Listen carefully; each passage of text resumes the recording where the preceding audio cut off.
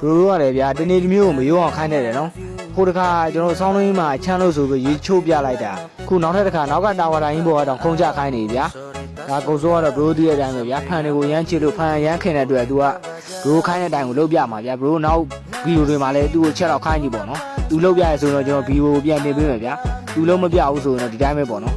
နောက်ထပ်သူ့ကိုခိုင်းနေတာရှိရင်လည်းတခါတည်းခု comment မှာခိုင်းထားဗျာကျွန်တော်ဗီဒီယိုပြန်ပေးမယ်ပေါ့နော်အခုကတော့ဒီဗီဒီယိုတယောက် comment မှာမှတ်ထားလို့ဆိုပြီးသူခုံချက်ပြတော့မှာပေါ့နော်ဒီလိုမျိုးရေချိုးတဲ့ကိစ္စနဲ့ပတ်သက်တာကြီးဆိုတော့ဗျာဘရိုနွေရာသီမှာခိုင်းနေဆိုကျွန်တော်အချိန်လေးလုပ်ပြနိုင်တယ်ပေါ့နော်အခုကဘရိုပဲစဉ်းစားကြည့်ဗျာဆောင်းရတီမှာဒီဆယ်ရေအေးဆက်ကြီးကိုခုံချမှာဒါတို့လည်းကိုချင်းစာပေးကြပါဗျာဗလားတို့တောင်မှဒီနေ့တစ်ခါရေပုံမှန်မချိုးတာကိုကျွန်တော်တို့ဒီဆယ်ရေမှာခုံချခိုင်းနေဆိုတော့